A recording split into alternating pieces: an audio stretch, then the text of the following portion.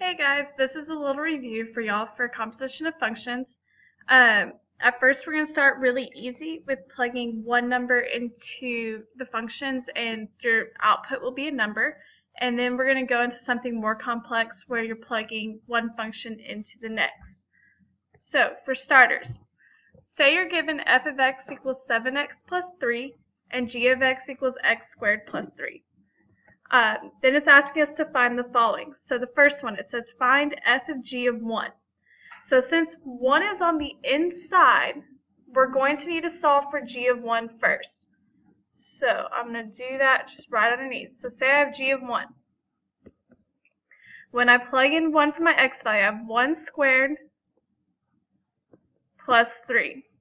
And as we know, 1 squared is 1, so this is 1 plus 3, which is 4.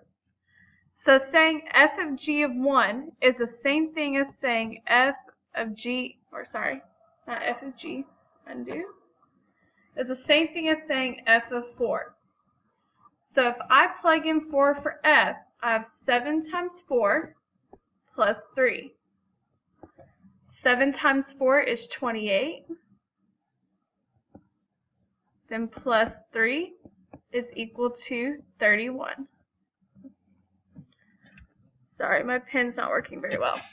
So f of g of 1 is equal to 31. Okay, then the next one, we're going to do g of f of 1. So this one's going to go in the opposite order. So we're going to plug in 1 into f. So f of 1 is equal to 7 times 1 plus 3. 7 times 1 is 7, plus 3 is equal to 10. So g of f of 1 is the same thing as saying g of 10.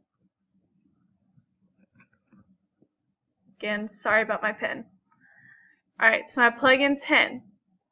I'm going to have 10 squared plus 3. As we know, 10 squared is 100.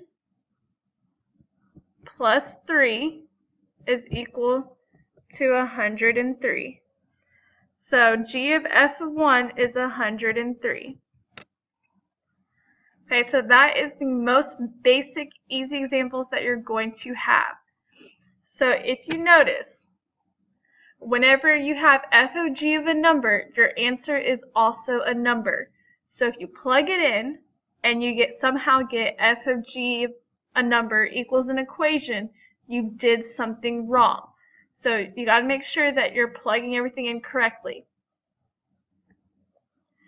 Alright, next thing that we're going to do is, so we're still given the same functions, f of x equals 7x plus 3 and g of x equals x squared plus 3. Now we're going to solve f of g of x. So whenever I do this, anywhere there is an x in my f function, I'm plugging in g. So for instance, I'm going to have 7 times g of x plus 3. So now I'm going to plug in my g of x.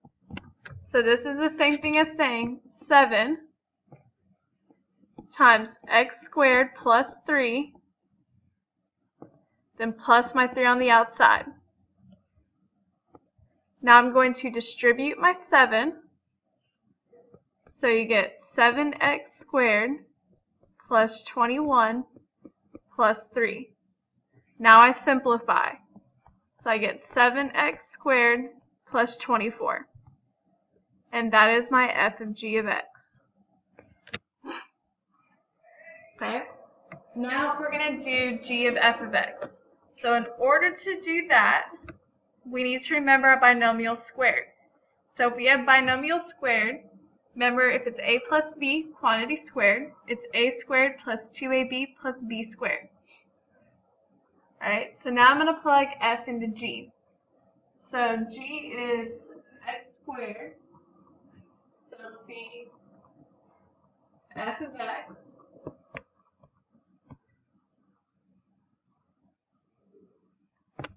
quantity squared, then plus 3. So this is going to be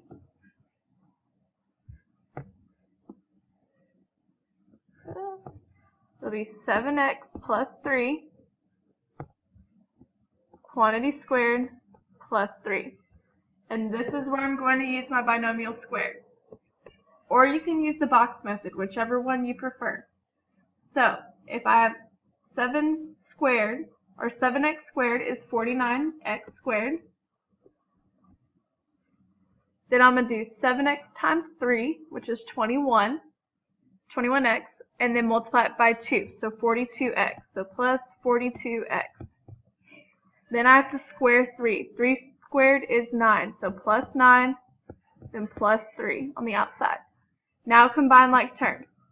So I have 49x squared plus 42x plus 12. And that will be your final answer.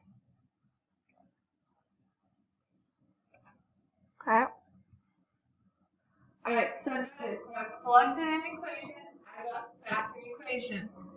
So, next thing, since f of g of x and g of f of x did not equal x, that means f of x and g of x are not inverses of each other.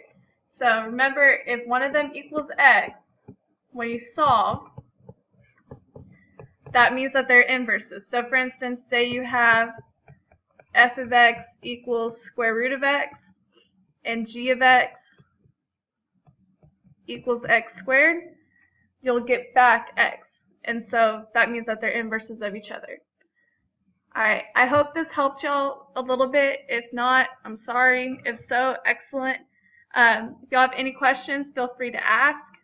But other than that, good luck studying.